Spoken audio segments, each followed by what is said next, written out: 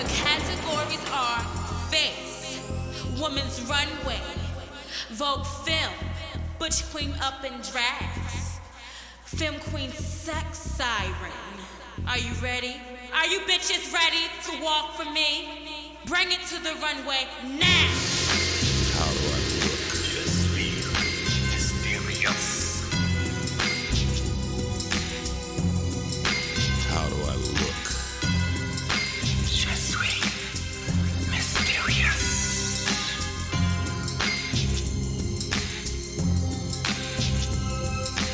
Walk for me. Bring it to the runway now.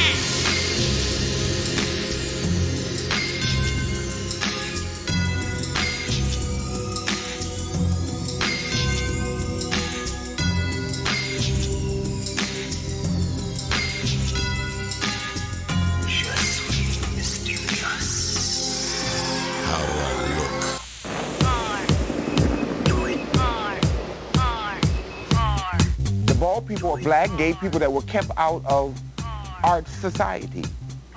And they made their own arena.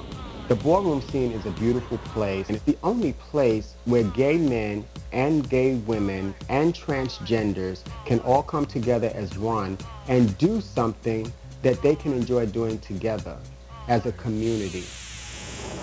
The history of balls, how Marie Antoinette had balls and she would toss diamonds to the winners.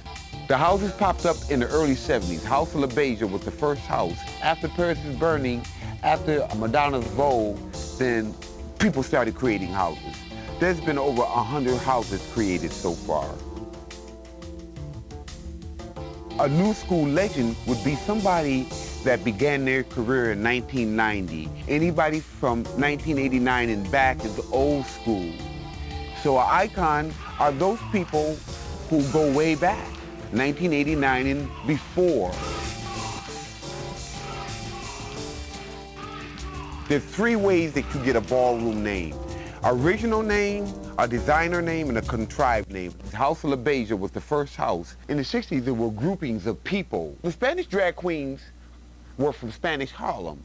I think they were called the Delightful Ladies. And then they had the black drag queens were called the La Chanels.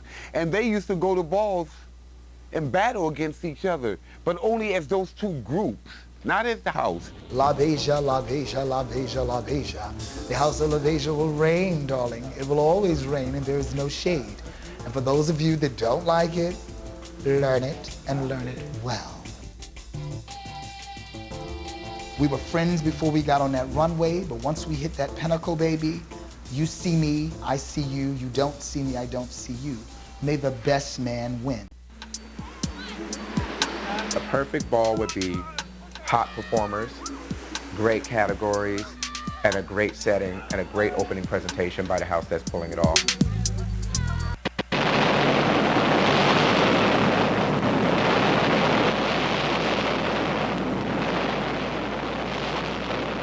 The balls are set up where you have a panel of judges who score you from 1 to 10, 10 being the highest. Balls have maybe 20 categories, some have 50. These new cities that are operating balls like Detroit, Chicago, Atlanta, they accept it real quick. New York gave Philadelphia a hard way to go when they first came onto the ball scene in 1989. When I started walking balls, this was years ago, and they were up in Harlem. It was very low key. The balls used to start around 4 o'clock in the morning sometimes. Used to come out at 9 o'clock in the morning, people were going to work.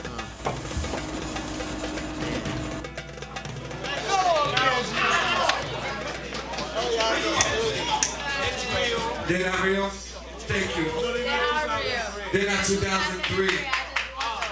The categories vary from best dressed man to best dressed woman to female body to male body to transsexuals trying to walk and pretend that they are not a man. Some of the winnings are cash and some are just trophies. The presence that we carry, the aura that we have around us, it takes charge that you know that it's like if you're floating, like you're an angel and you just walked in and you're the most beautiful thing in the world. There's a language involved in the drag ball words, certain words that are not relevant to anything else. There's certain type of music, there's certain dress, there's modes of character, behavior, looks, styles, and name systems. To me, the balls is an outlet. It is a soapbox for anybody who wants to express themselves in the gay community that may not be able to do it at home. Thus far, that's where the houses come from, and you have parents, mothers, and fathers. The purpose of the mother and the father of a house is find the right kids to compete with, teach them, work with them, care for them like if they were actually our own. DJ Puppy or Pete, crowd, make some noise for the Hall of Fame in 2002. I'm the legendary icon, Kenny, Nisha Ebony, and I'm just here to tell you a little about the ballroom history and how Legend Statements and Stars developed. It was at Ira and Dwayne Aphrodite Ball at the baseline. They was running, they was pressed for time, and people was coming into the ballroom, and the ballroom was packed. So they came to me and got very, Kenny, could you do something that would keep the kids occupied until we're ready for Grand March? So I said, okay. So I went out there and I told the DJ, give me a beat. And while I was sitting there, I said, well, I want to introduce something new to the people. Something we're going to call legends, statements, and stars. By having the roll call of Legend Statements and Stars, gives everyone a chance to see who are some of the competitors in the ballroom scene. Because it was a matter of need, they created this house system. It became a creative outlet to live that superstar, supermodel moment under extreme competitive circumstances. Some live this fantasy world every day. Some take their talents to the real world, like Jose, Tracy, and Willie. And some take it as a form of entertainment and leave it like that. Living out on the edge prepares them for life. And through their talents and achievements, they build their self-esteem.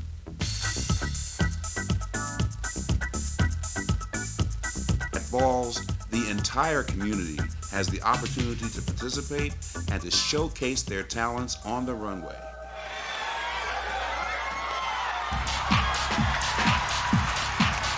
When I take straight people to balls, I have to let them know that there are men in there that look like women, and it is an illusion, and sometimes they see someone who looks good and they'll say, you know, Jamie, she looks good, can you get her number for me? And I'll have to let them know, nice and easy, honey, she's a man. I'm 40 years old right now, and I think I'm aging pretty gracefully. That's why I tell these girls, when it comes to being the person that I am, stay off drugs, because you'll be happy in the long run. Say hi, Buffy. This is Picasso Extravaganza. Oh, he's the next lover too, Of course, just like Mother. I was chosen by only one person to become the mother of this house, and that was the mother herself, Angie. There was no question if it's about it, as far as they were gonna have a meeting to see who the mother was. Angie already knew that she wanted me as mother. You go from boy to femme queen. I started taking hormones at the age of 16. You know, 18 I got castrated. You go through electrolysis. If you have a lot of hair in your face, I didn't, I had peach fuzz. So I just took care of that. And once you get castrated, everything falls in place. So if you're a little skinny boy and you're still feminine, when you get castrated, you're basically a woman. Makeup comes with it from within me. What I want to create in this face, what colors I want to add, what beauty I want to bring out. Like Octavia always says, that wicked beauty. My stages of transformation was, I was a boy. Name? Name? You want my name? My boy's name? Never. I would never give you my boy's name. And I'm a junior, mind you. The gay kids in different house families, we want to do this because this keeps us together. Angie always told me, keep the flame going, don't let it die. You know, so I try to do that for my house. The House of Extravaganza was the first Latino house. You just have to look that essence. We see it, we feel it, we smell it.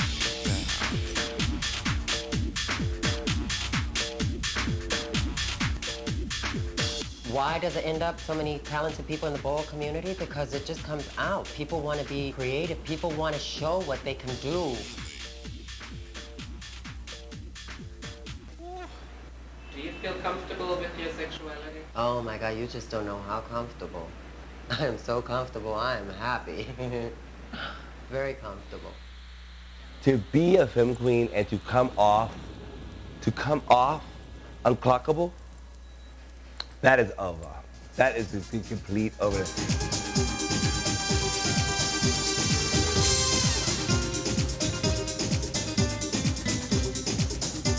How we received our status is through being drags, from drags converting into transsexuals, from transsexuals converting ourselves and being labeled femme queens because we are what people come to see.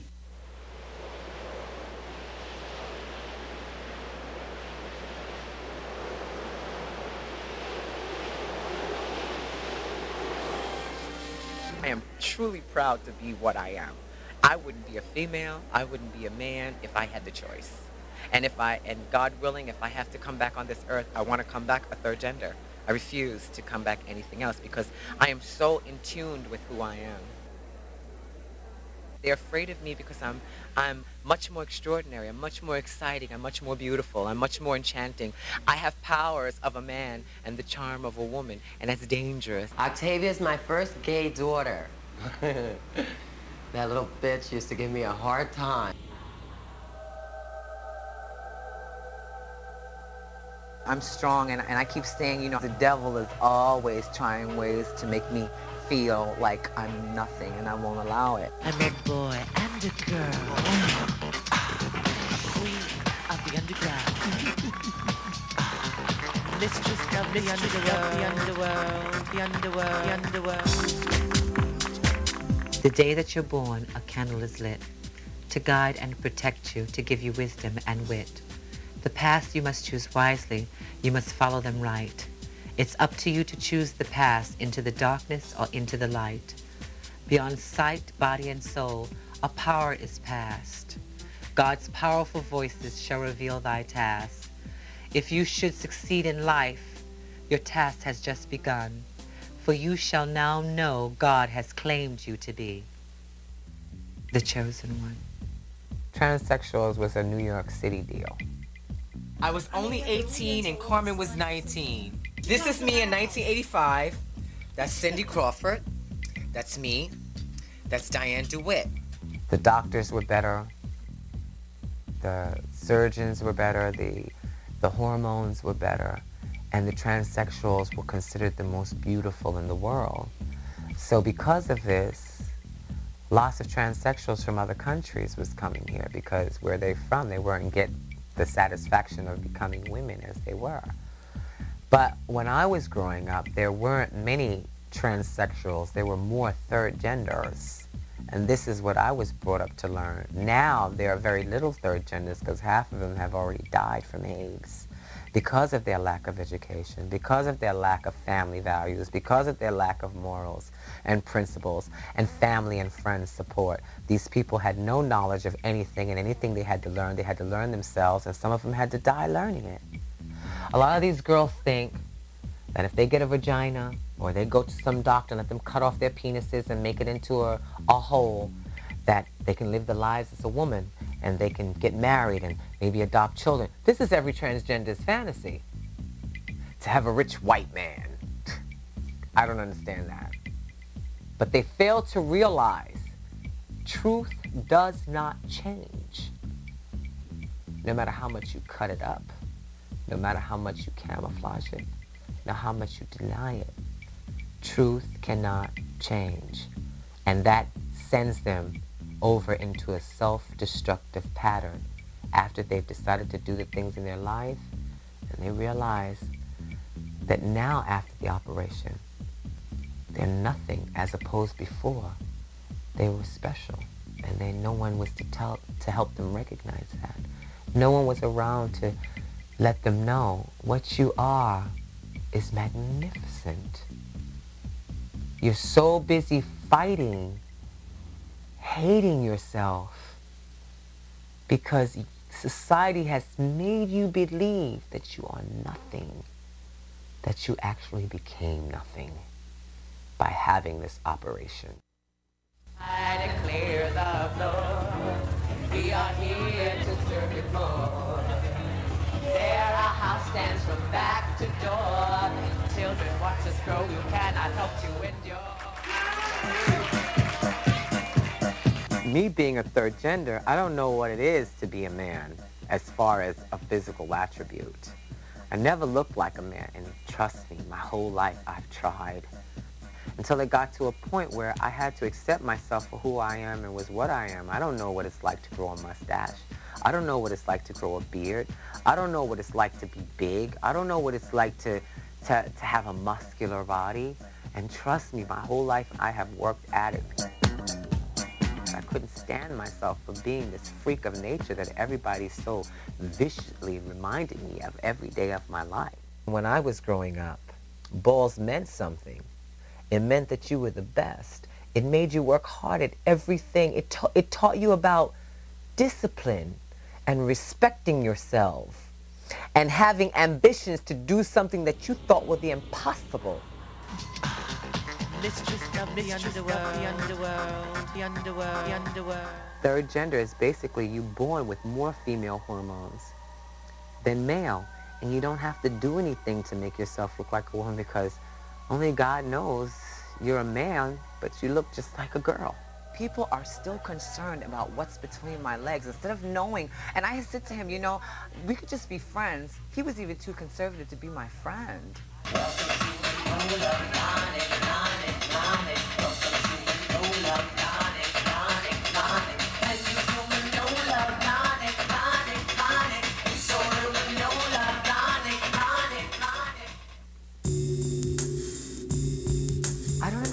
People and how weak and insecure men are or women are that they can't even confront me as an individual without looking at me as some sort of sex toy that they're attracted to, and they're trying to avoid it by treating me like I'm absolutely nothing. And I was totally overwhelmed. It really took me for a loop. I'm strong, and I keep saying, you know, I can't let that bring me down.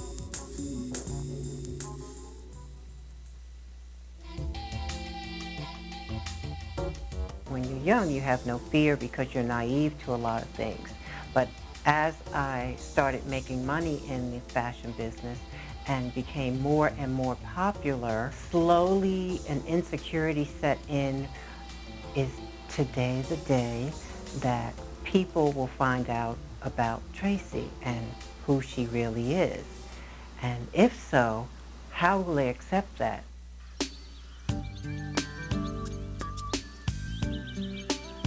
Back in the 70s, I started out as a model, and I was discovered by Irving Penn.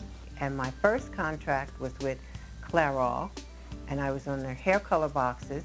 And I signed another contract with Ultra Sheen Cosmetics.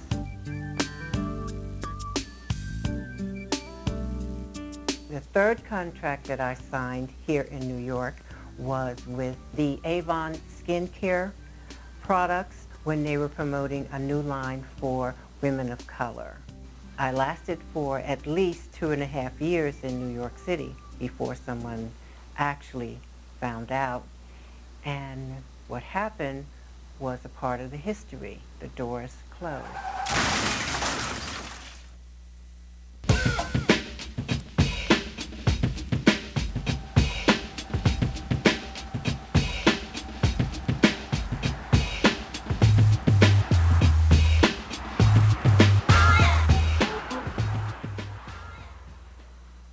A house is like a family, you know, a home. I mean, for us, it's always been that. I mean, we always have been and tried to be very family orientated. Whereas, okay, this one doesn't have a place to go. Here, come with me. You know, you don't have an outfit here, wear this. Or you don't have any money to get into the ball or for whatever here. You know, you're hungry here, you know, let's eat.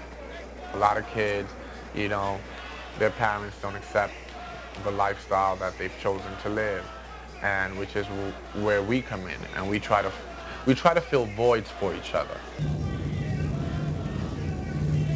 I may have an emptiness inside of me, maybe of a brother that I never had. One of my Ganser brothers will fill in, you know, to the fullest, and it'll make me feel like, wow, this is really my family. I'm all about love, peace, and respect.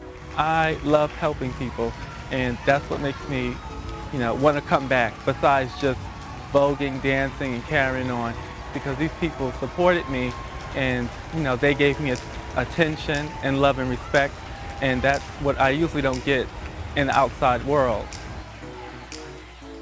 A house is an organization more like a gang. It's a gay gang. They protect each other, they watch each other's backs.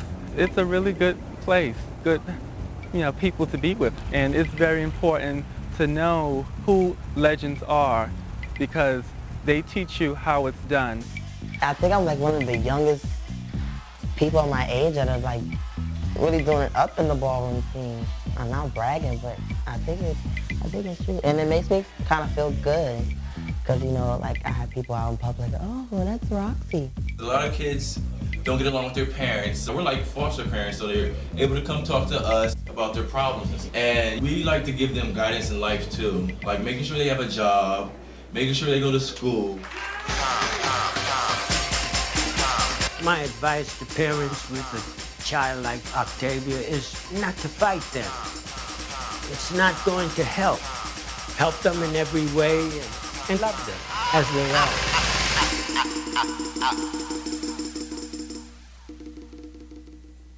I call my mom, I'll get in contact with my father, and we always start and end our conversations with, I love you, and that is right there just, I love that because I need that support in my life. I would do anything for her because she's done everything for me. She's given me inspiration. Why? Because my mother's wheelchair bound, but she's never stopped her. The first ball I ever walked, she was there to support. It was my sophomore year, 1995, roughly, February, and when I ran away from my mother. And for that whole year of 1995, she was so upset at me. She couldn't believe that her baby left her. And I felt bad that I did that to her, but I had to do it because I wanted to follow my dreams. I wanted to educate myself better, and I felt like I was going to be able to do that in New York. My own family had thrown me out, and, you know, they weren't really, you know, my parents or my brothers and sisters, but to me they were. You know, in life you learn that your friends are your family, and they're the ones who made me who I am today. My dad, on the other hand, was a little rough on me. He didn't understand what was going on too much, but he's fine now. My mom always knew, you know. My dad also, even though it was never discussed, never been disrespected either. My father was black, he was a Muslim, and he was very open-minded. He was in the military, he traveled the world, he's been around the globe, so he was very open-minded. As far as friends, they accepted me right away.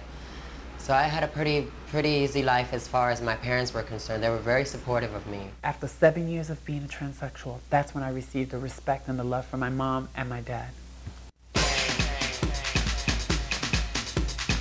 I get a lot of support more from my mother and my brother, more or less than my father, but he do accept my homosexuality. No deposit, no sunbeam. Break it down. I have always been and always will be her daughter. I remember the first person in my family I told that I was gay was my sister, Michelle. And I used the example of a TV program that was on. There was a character who was gay, and then I had to explain to my younger sister that I'm like Jody. It was called Soap. Harmonica Sunbeam is about to pump.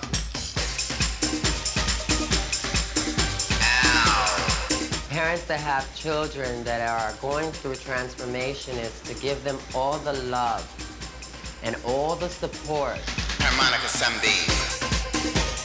If you don't give them love and support, you're gonna lose them. They're just gonna go wild. They're gonna be lost jewels. They're gonna need all the love, all the support that you can give them. When I was rock bottom and I had no money, nowhere to go. I had to do what I had to do in order to maintain. Angie, Mother Infinity, she has helped me so much. Even when I didn't have a place to stay, she was like, come here, come to my house. She gave me my first hormone shot. So that's a mother. I think I make a good mother. I support my kids. I try to guide them the right way. It's really hard to be transgender because you have to deal with a lot of criticism and a lot of judgment. You know, if you don't do it right, people will put you down. When I began hormonal treatment, I went to Callan Lord. It's a health center for the GLBT community. They didn't want to give me hormones straight off the bat. They just wanted me to go to therapy and get counseling sessions, and I did. It still ain't easy being young and black in this game. And compromise myself to get ahead in this game. I've always had a passion wanting to attend college. Ever since I was little, like someone, like my teachers, my mom, my father, my family, everyone, they would always say that college is the key to success. Welcome to Syracuse University. I want to be able to show them that I'm in school, right there next to you, sitting right next to you in your classroom. I try to stay strong because I want my head into the books. You know, like a boyfriend will so distract me, and so if my head is in the books, I can just stay focused until at least graduation.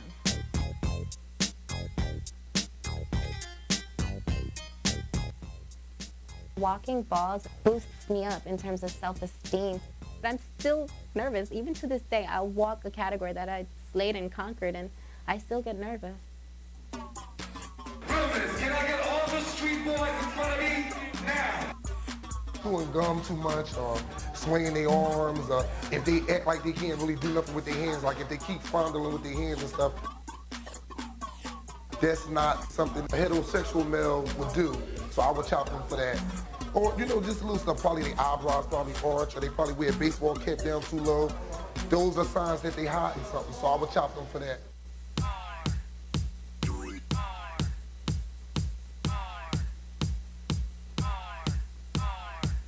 When you judge a ball, you're supposed to know exactly what the flyer is asking for. I am a stickler for reading the flyer and bringing it as the flyer says. When someone asks me to judge their ball, I usually have the flyer right in front of me. So when you walk, I read the flyer, and if it says teeth, skin, structure, nose, and I tell you to smile, and you're missing some furniture in your living room, and I send you on your way, don't get upset with me because you didn't see the dentist. Read the flyer.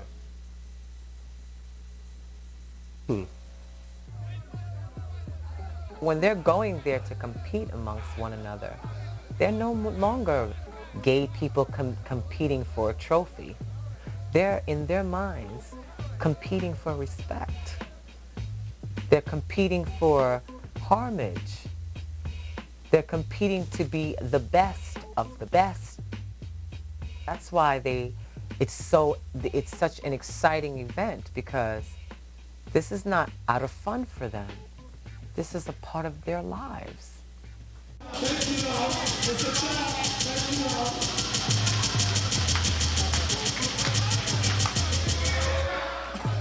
The first ball that I ever walked, I believe.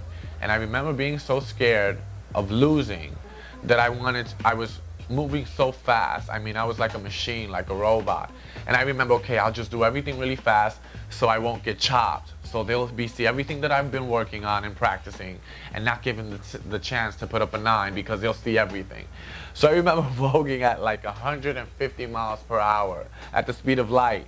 And people would just, I don't think it was so much the voguing, I think it was like, oh my God, he's voguing so fast, that they were like overwhelmed by, you know, it was almost like I was gonna take off like a helicopter.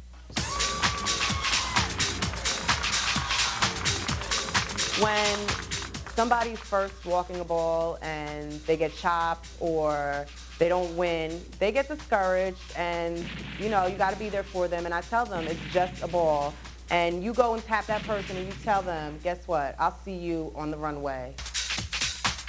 If the commentators doesn't know who you are, that's one thing. What a person needs to do is when they hit that floor, they have to show the confidence to make the commentator realize and recognize who they are.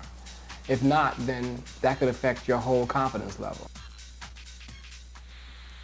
A good judge is someone that's actually read the ball flyer, people that have experience in the ballroom scene, that has been walking for years, that has been judging for years.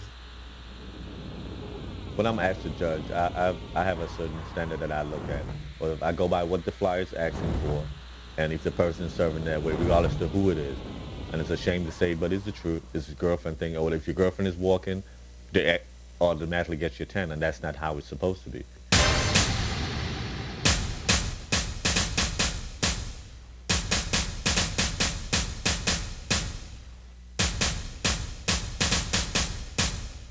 It takes courage to actually go up on the runway and have somebody judge you. It's my first time. I was real nervous because I never knew what ballroom was or how it was to be gay or how to have a ballroom attitude.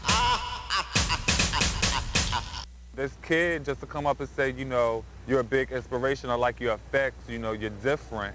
You know, it gave meaning. I mean, okay, I'm doing something right.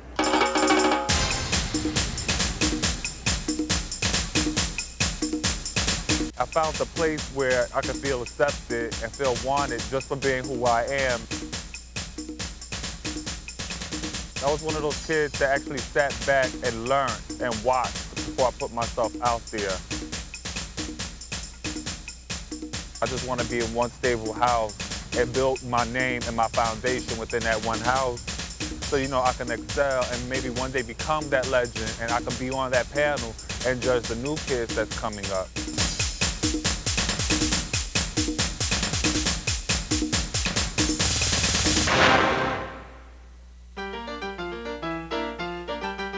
Trophies will not feed the hungry, coat the homeless, hide the scars. Grand prizes will not bring Lazarus or LaBeija back from the dead. They will just sit in your closet, fake idols gathering dust before the gold paint chips away. You cannot sell them for freedom. You cannot trade them in for love.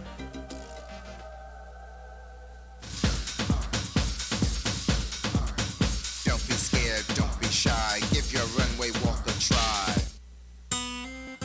We all have the ability to do something that we want to do. It just depends on how we go about it and when we go about it. You know, I would hate to go through life saying, oh, I should have tried this, I should have did this.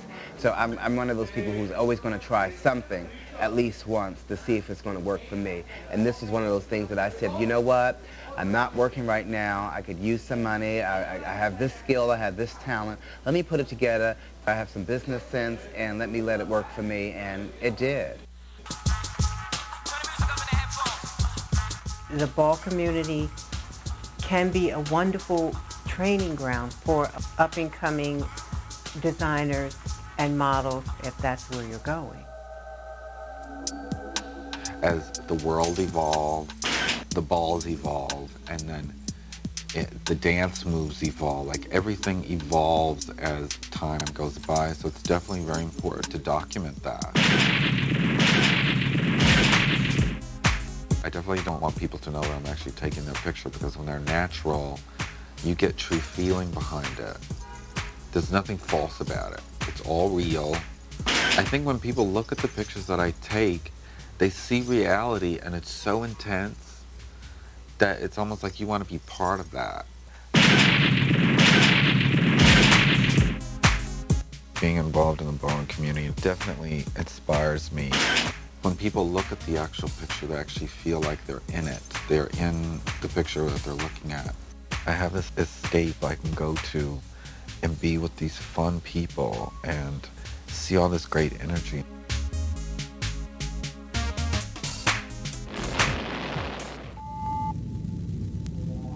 It's very inspiring to see people so gung-ho about a particular category and pulling it off right.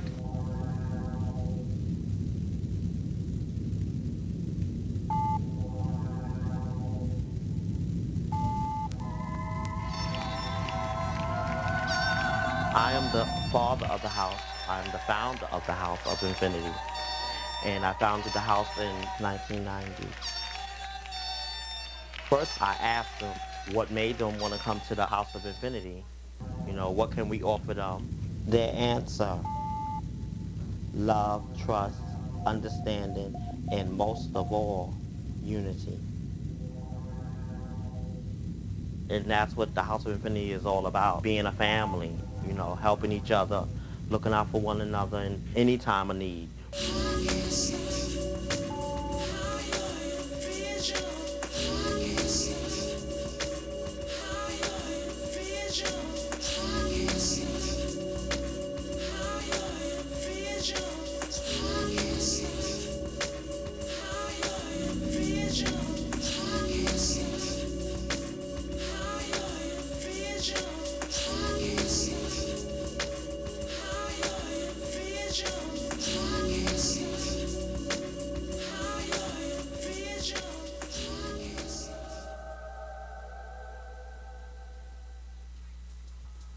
The legendary Avis Pendarvis and the legendary Dorian Corey. Their creations would, you know, really open up my eyes to really go into bizarre at the ball and futuristic.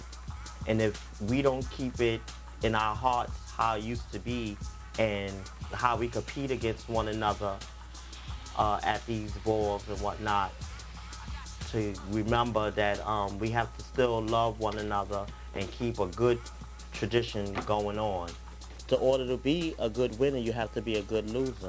A person that can hug its opponent and walk off with pride. When I go to a ball, I'm always prepared. I have Band-Aids, bobby pins, powder, deodorant, face wash, MAC makeup. I might not have your color, but I have it all. And I guess that's why I was voted Mother of the Year. Since '95, I've won Women's Face 7 years in a row at the awards ball. This past year, I won Mother of the Year, which was never done by a lesbian before. You can't just get your face made up and just walk out. When you come out, you have to come out with confidence and with a glow, like an aura, or the judges will not pay you attention. You have to come out there like you know you deserve that trophy. Everything is a blank to me when I walk. The only thing I see is the front of the judges panel, and that's it, if I see that, because sometimes I'll focus on the back of the wall and just everything is blocked out to me.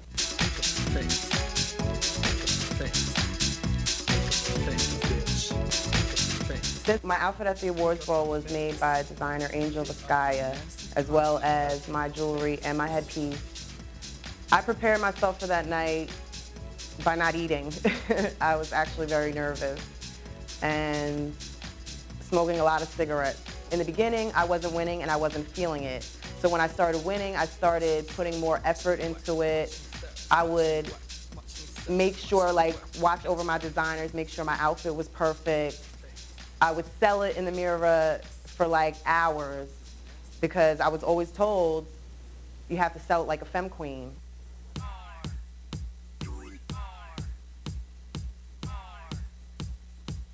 When I walk face and you hear from the sidelines, sell it, bitch, I don't really take bitch negatively in that aspect. I actually take it as being positive because you're walking, you're getting the audience hot because you're selling it and they want you to sell it more. So they're like, sell it, bitch. So it gets you excited and it gets you hot, so you sell it more. After a ball, your emotions wind down. If you had a successful night, if your house had a successful night, your emotions are high. You want to go out to eat, you want to go to the club, you want to go anywhere just to keep the high going. If you had a, if you lost that night and you're feeling kind of down, you just like to unwind at home, maybe go home, have a nice cup of tea, and go to sleep. We tolerate no violence or disrespect to one another, as well as anyone who is disrespectful to the house name by being a quote-unquote troublemaker will be expelled from the house. The ballroom community has been incredibly influential in the worlds of fashion and music and style and language. I don't only do runway, I don't only do sing, but I also comment. Hey, you wanna walk right through the door. I wanna come up off the floor. You wanna bring your wrist like this, like this, like this, like this. I wanna bring it with a twist. I wanna make sure you're dismissed. I wanna see you get your 10. I am the best that battles to the end. I am G, I am E, I am V, I am E. And the N, the Y, the C, and the Y, don't X, the Y. This right here's take the part. Now I'm a G, my sheep. All the girls wanna be me. Pepper or Avis and them used to tell me what was good and what was bad, and I learned. But now these days, the new generation, it's hard because they take everything as shade. They think everything is shade. I gotta feel it, and they gotta feel it. And I know when I make them feel it, it's like, oh, I have to get this trophy. I have to get this 10. I gotta make the girls know it. So it's that energy that's between the commentator and the, you know, the people that's competing. When you're voguing femme, just to get your tickety 10. You're the creme de la cookie, creme. Let me see you stop. Shawam. The girls can't take my life. The girls can't take my shade. The girls can't take my bling. The girls can't take my attitude. The girls can't take my chicken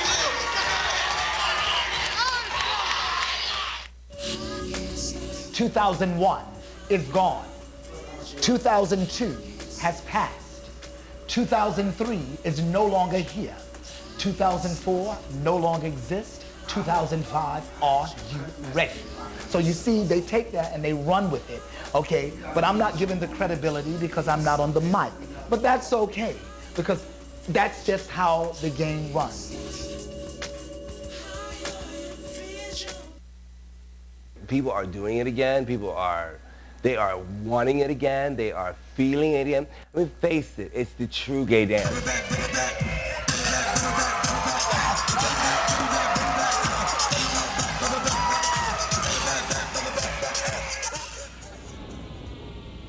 Madonna did something, the next thing that came along in what Madonna has been doing, capturing trends. She really did wonderful for the House of Extravaganza, the great exposition and the money that they made taking them on tour.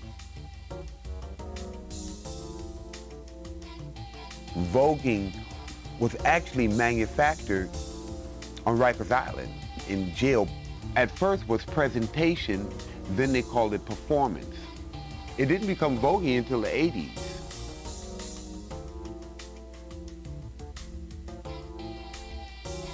I was, what, 15 when I first met Madonna in Sound Factory, and I mean, I remember her saying to me she didn't understand how so much talent came out of such a little body.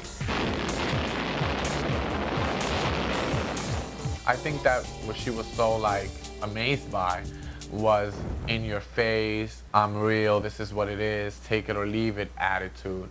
And it was something that we didn't have to try very hard to do. It was just the way we were. You know, it was what we projected, it's what we lived for. You know, to just be in your face. Yes, I'm fabulous and you can't tell me different.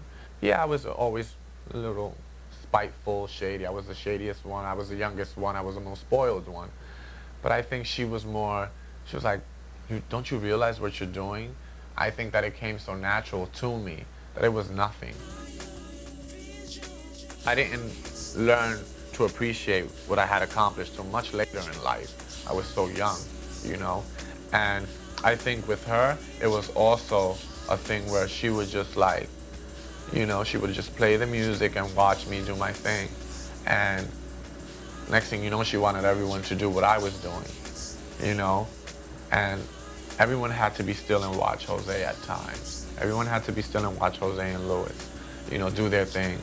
And just from watching her, I was like, wow, this woman is really impressed by me. It's a scene in Truth or Dare, actually, where she's just like, you know, just kissing my feet, and I'm like standing there like, okay, I have one of the biggest stars in the universe just telling me how incredible I am, and she's at my feet. I think it should be the other way around, you know, because I was always a big fan of hers too. And it was amazing to get the opportunity to go and work with her.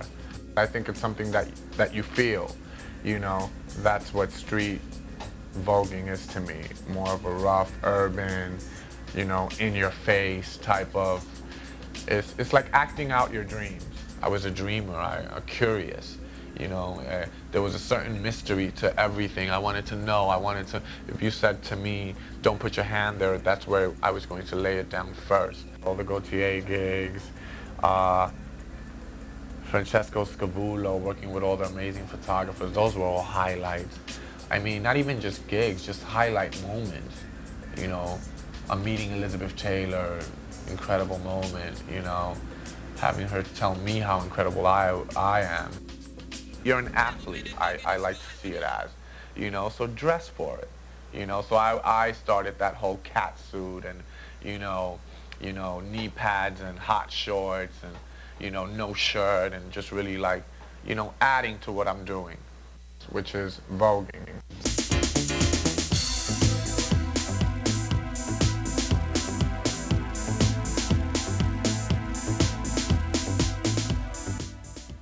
Performance, also known as Vogue, is the art of improvising dance and drama-oriented modeling presentations. It is the interchanging of poses, struts, and ethnic dance gestures.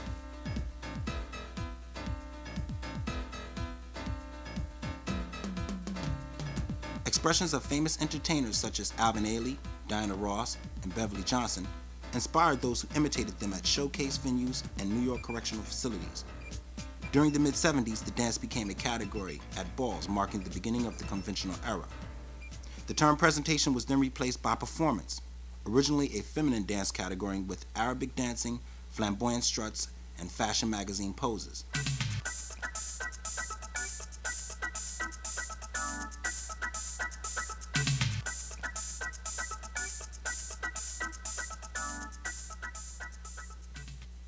During the birth of hip-hop culture, the influence of breakdancing heightened the standard for acrobatics. By the late 80s, categories like performance with gymnastics, also performance with stretch, now known as New Wave, began the Olympic-type performance era.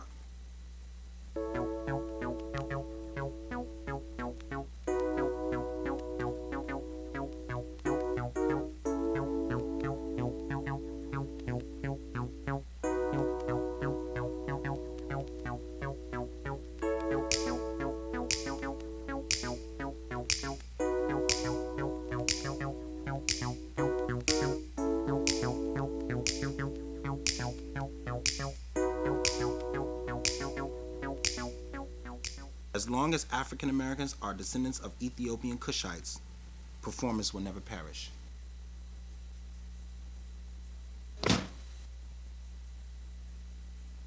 Who would have thought this would have went around the world, you know? And this came from the ball community.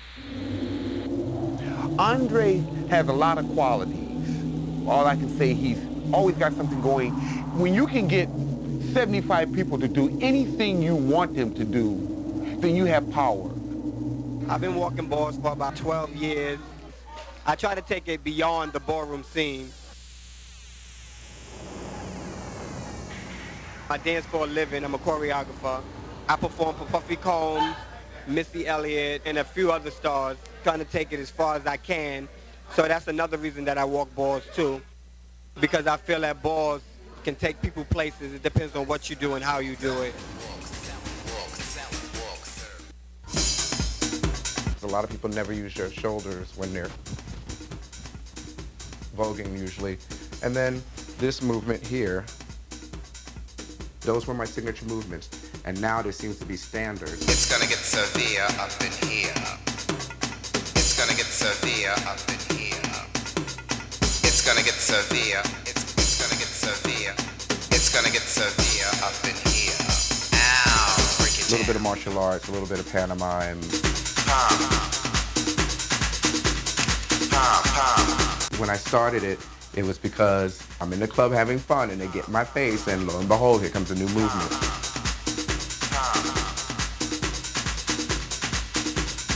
Working with various recording artists from Grace Jones to Queen Latifah, it was just about having fun and just goofing off. It's gonna get severe up in here. It's gonna get severe up in here. It's gonna get severe. It's gonna get severe. It's gonna get severe up in here.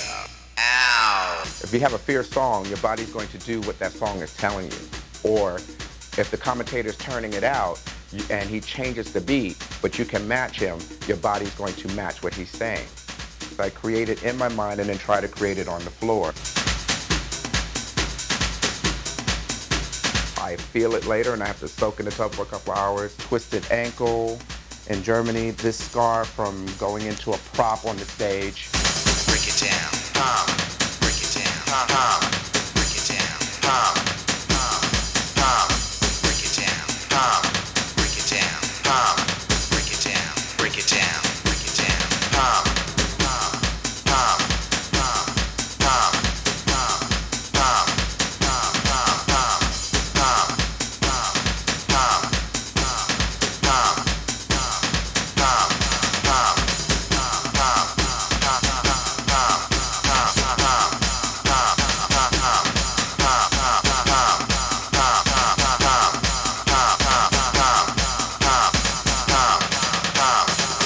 muscle spasms from all the arm clicks, and especially if you're doing it during performances and you're doing it for an hour or so, believe me, the older you get, the harder it gets.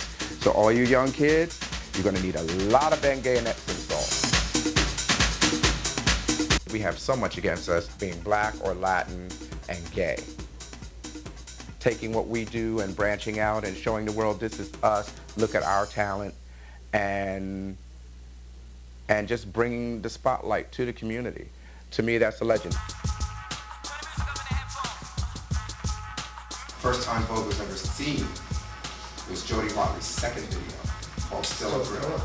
Tyrone Proctor, we were in a dance group together, choreographed that, and he was best friends with her. Second video, Taylor Dane.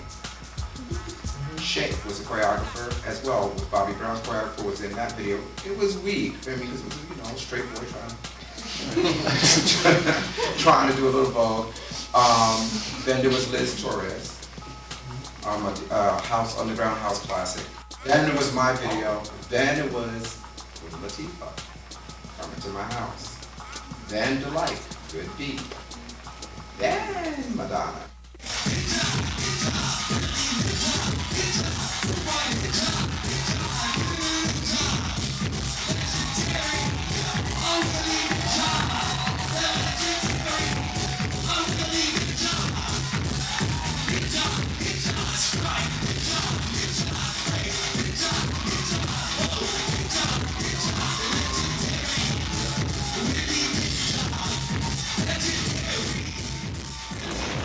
My house is mixed, is straight, is gay, is multiracial, and the reason I do that is, if we want to be accepted, we gotta accept everybody else.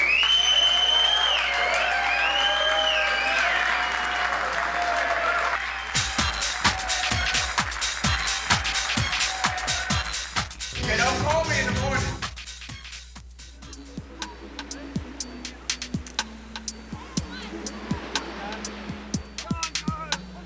It's gotten me to see various cultures and experiences that I'll never forget.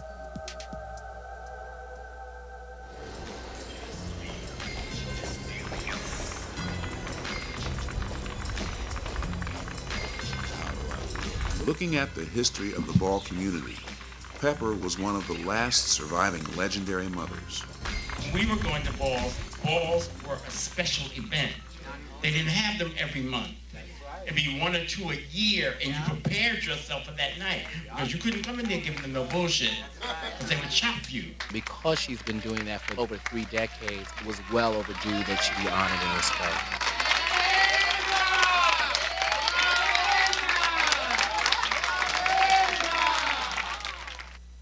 Pepper was truly an icon. Pepper Lolita LaBeija had 2 children and a beautiful mother. There is a whole new generation of ball kids now, and very few of them knew Pepper's struggles and the survival skills she required to live her life. In addition, Pepper has seen the comings and goings of hundreds of ball children whom we lost to HIV and AIDS. We've lost a wonderful world of people with so much Experience, talent, beauty. We've lost a lot of people along the way. Eric really shined light on the ballroom.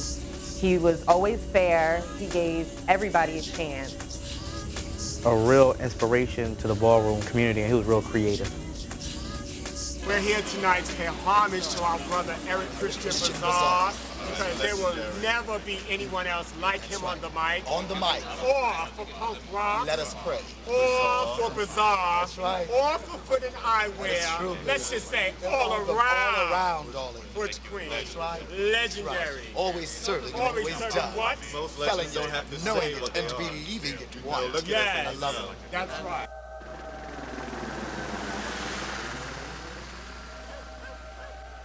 I'm not going to sit here and lie to you that the girls was using condoms back in 1982. Condoms, we didn't even know what that thing was.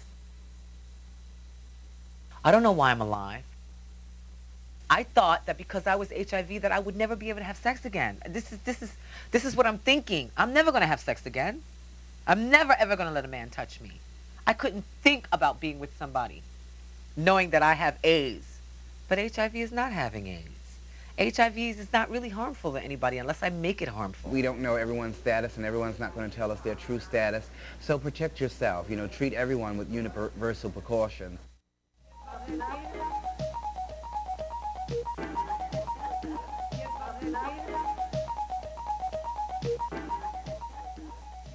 This is my boyfriend, Justin. We've been together for almost a year. I titled this one, Justin Came to Me in a Dream. I did this in a series of photographs that came from dreams that I was having. I have very vivid dreams, partly because of some of the medications that we take. One of my favorite people to photograph is Cleo. He's my best friend. He's in the ballroom community. He walks Butch Queen up in drags categories, and I live. Luna Luis Ortiz has been a member of the Visual AIDS Archive Project since 1998. And in that time, we've seen his work mature as an artist and photographer, activist, and teacher. Through the direct support that Visual AIDS offers artists living with AIDS, we hope to be able to empower them to continue making work as well as to document and hold a visual record of the AIDS pandemic and the art that's come from artists living with AIDS. I choose to do portraits of my friends because I've lost so many of them, sort of like a visual diary. So I could keep my friends with me at all times. And sometimes I have them all over the apartment.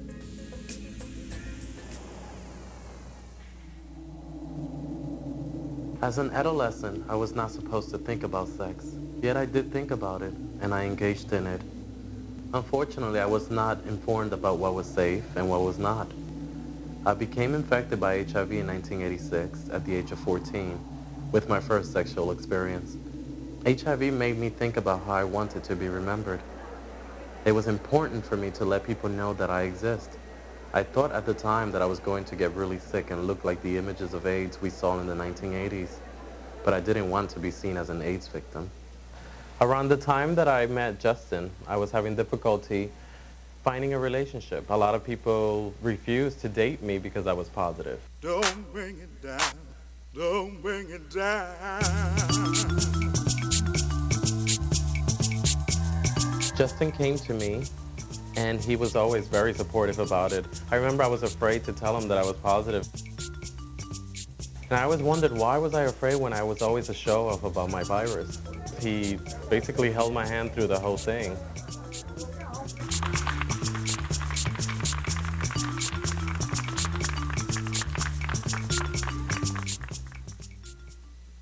Our sexual part of the relationship is very beautiful. It's intimate. It's just as normal as anybody's relationship. And it's very protected. It's a healthy, protective relationship. Throughout the years, you know, people that I came out with and people that I was raised with just like start dying on me. It affects me a lot. I mean, wow. Personally, I've lost over 400 of my friends. I can count ballroom personalities and people that are gone. It hurts. When I had to go to Ken Pendarvis's funeral, I was left baffled, bewildered, and bothered. because I remember when all two of us or three of us were on the voguing floor performing against each other, and they're not here anymore. I've lost a lot of friends, but I've lost a lot of clients. So how it affected me is that I couldn't help anyone. Find you're HIV positive, that doesn't mean it's the end of your life. You know what I'm saying? A lot of them kids turn to drugs as a comfort for being HIV positive, but it's once you eat, like I tell them, once you eat right, you take care of yourself, you take your meds on time, you'll be all right. Number one, I'm still here. And number two, I'm still negative. And the reason why is that I didn't drink and I didn't take drugs. And I said no. And that's it. GMHC, I know that they do wonderful things for the gay community. In the beginning they did, like they were bringing houses to do, you know, safe sex ads, but then they stopped all of that, you know? And you would see them at the balls and it became a thing where a latex chopping someone and it's like, wait a minute, aren't you here to save the day? As far as the House of Latex, no comments. The people who organized it aren't purely bald people that would have kept this going. At one time, we had the cream of the legends there. We were all contained. We were all showing interest. We were all showing meetings, and then they just dropped. Sir, walks out. Walks, sir. Walks, sir. Break it down. Oh, okay, I'll be on my way over there in a minute. Do me a favor, get a bottle of champagne. It feels almost like you're a celebrity, and it's the excitement. You want to get there and see who's wearing what, who's with who's in what new house.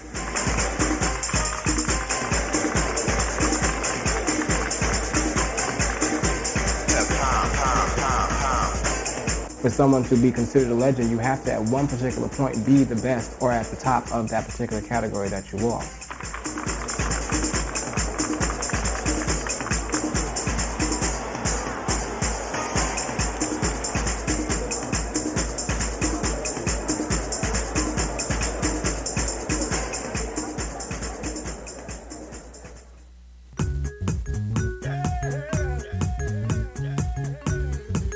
The Hall of Fame, what does it mean to me? It means a lot to me because it shows that the community approves of me. They see me. It made me feel like all the times by me being in the ball scene, it paid off.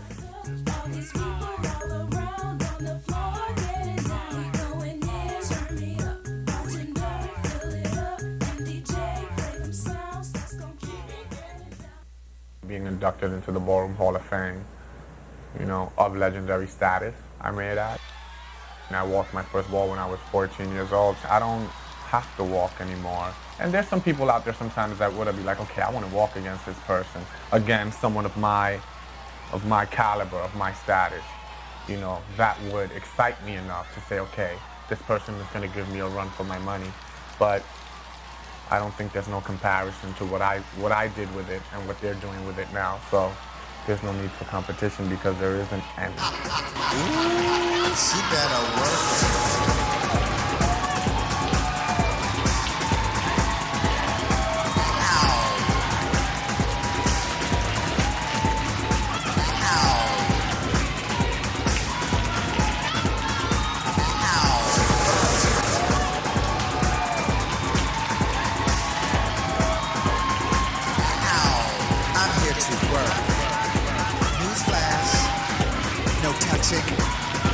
No pushing, I'm here to work. Wanna see you work. Wanna feel you work. Wanna watch you work. Tell me, who would you like to see on the runway right now? Extravagant the power of the extravaganza.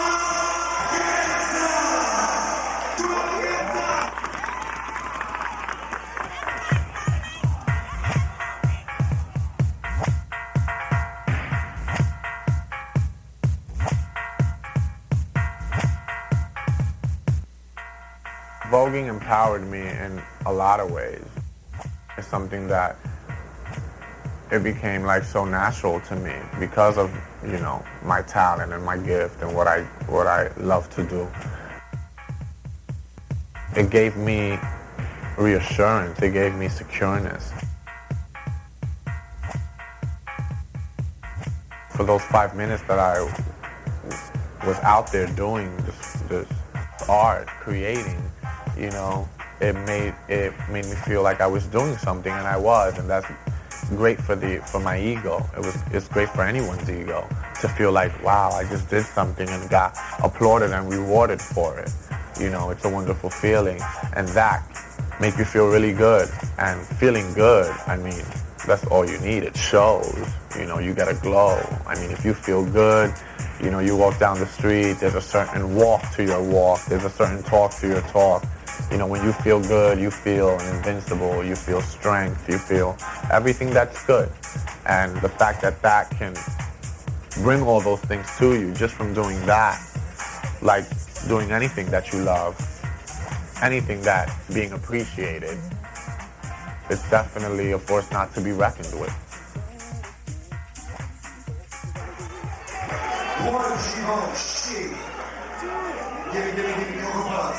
One, extravaganza. Two, extravaganza.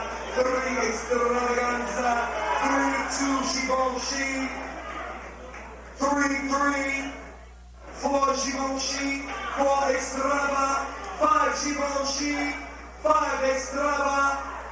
Jose 6, and Andre on the round of applause.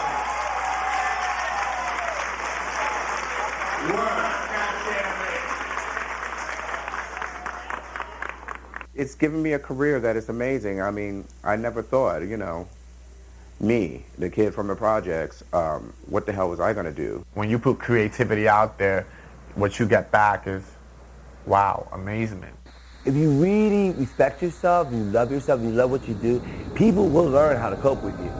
They need, and all these corporations and all these businesses, these fashion houses, they need the drama. They need all that. I wish to God I had videotaped every day of my life, though. I'd be a really rich queen right now. What they do does have impact. It does affect the whole world.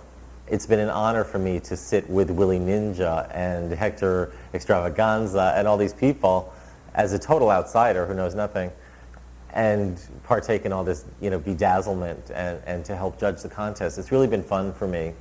If only like the world didn't have stereotypes or the hang-ups around being GLBT, like I could just imagine how much more beautiful this world would be with the creativeness that comes out of this subculture. Be safe and certain in what you do, and don't grow up too fast. Take time out to live before you start making decisions that are just going to hold you back. I have a lot of doors open to me in Spain. They know who I am, they know what I'm about, they know what I can do, so they open a lot of doors to me. The point is never give up. And that's what the legacy will continue, is as long as no one gives up. Let me live, let me feel the rain, let me feel the sun, let me be happy, let me feel alive. Today I'm fighting for the cause, to keep hope alive. It's not over until it's over, and it's not over yet. There's a rumor going around that we've never heard before. Are you an E-B-O-N-Y Ebony? Or are you the new mother of the house of Bologna Blood? I always love the Ebonies in my family, but I am the mother of Bologna. Wow, Charlie! Give a round of applause. Congratulations! It's gonna get severe up in here. The categories are Face, Woman's Runway, Vogue Film, Butch Queen Up in Drags, Film Queen Sex Siren. Are you ready? Are you bitches ready to walk for me? Bring it to the runway now. How do I look? Just be mysterious. How do I look? Just mysterious.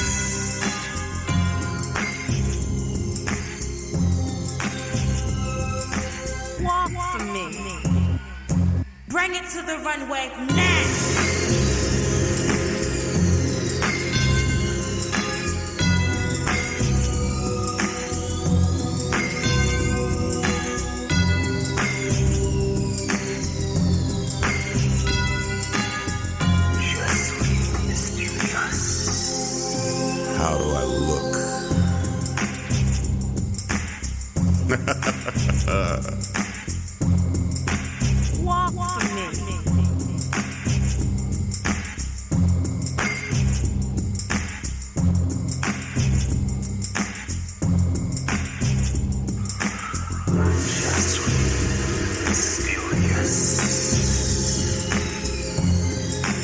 How do I look?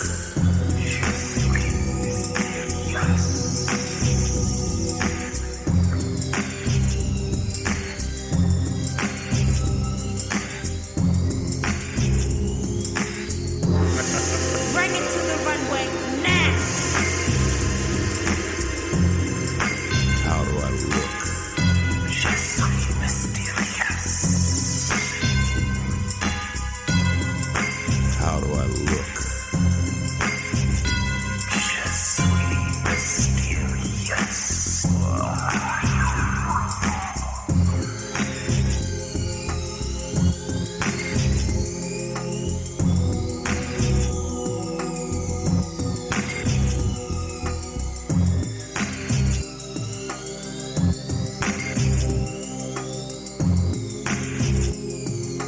Bring it to the runway now. How do I look? Mysterious.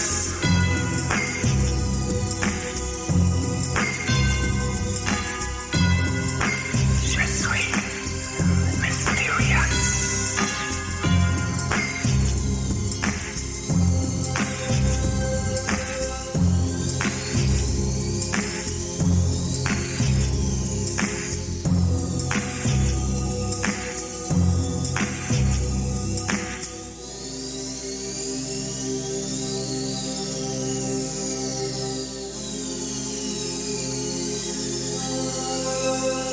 How do I look?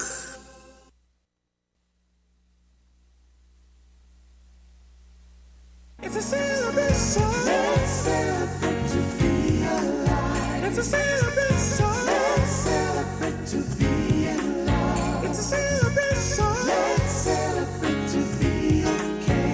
It's a celebration. Let's celebrate to be alright. People can be very cruel. Life can be so very hard, but you need to know that you're not alone. So be happy and celebrate. So baby, please give yourself a chance. I understand what you're going through.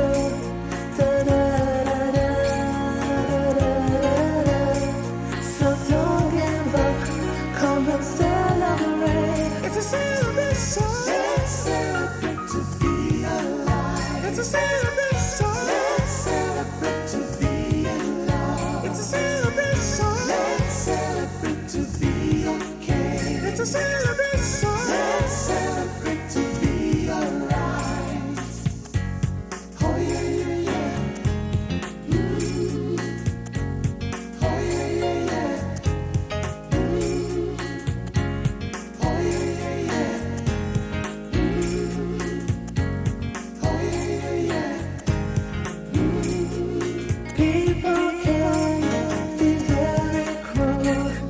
Life can be so very hard, but you need to know that you're not alone. So be happy and celebrate. So baby, please give yourself a chance. I understand what you're going through.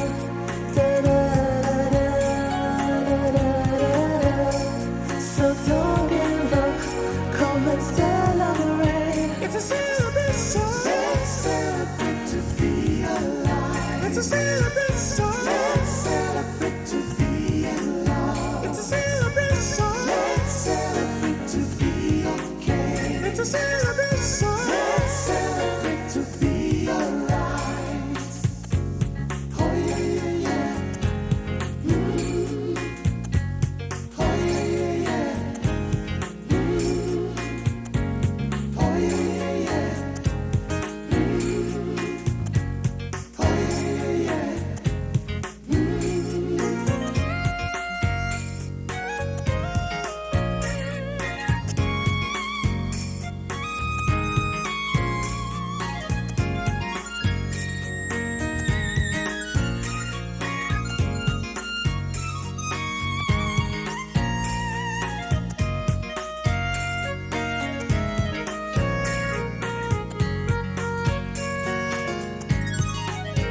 It's a celebration. Let's celebrate to be alive. It's a celebration. Let's celebrate to be in love. It's a celebration. Let's celebrate to be okay. It's a celebration. Let's celebrate to be alive. Oh yeah, yeah, yeah. Oh yeah, yeah, yeah. Oh yeah, yeah, yeah. Oh yeah, yeah, yeah. Oh yeah, yeah, yeah. Oh yeah, yeah, yeah. Oh yeah, yeah, yeah. Oh yeah, yeah, yeah. Oh yeah, yeah, yeah.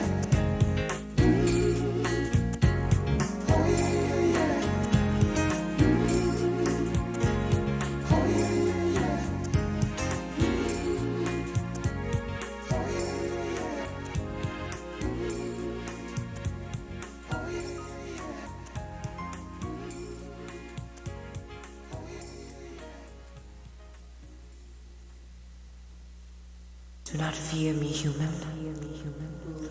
I've come from afar to grant you every whim. God has commanded that I please thee, to give you true happiness and love in its purest form. Take my hand, my love, and I will take you to a place filled with wonders. I think you humans call it paradise. I call it home.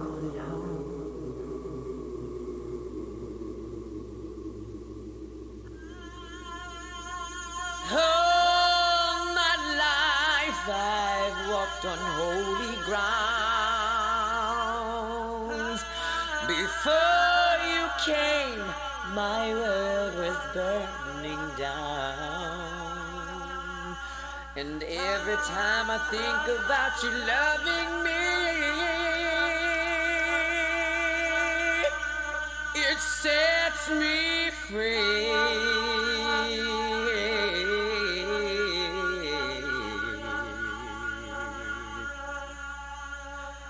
All my life I walked on holy ground.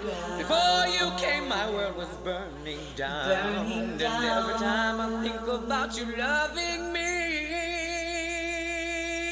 it sets me free. Oh, I love you. And God commands me to grant your every wish and make your dreams come true. I've come from a place that is high above, where angels fly and possess the purest love. So climb aboard my wings and you and I will fly to paradise. I love you, and you will love me too. And in return, I'll be so good to you. All your life I watched you move with grace. Your loving touch and your angelic face. And I command that you will be with me for life. I'll be your guiding light. I love you. Please believe it's true. I love you, boy, 'cause God commands me to.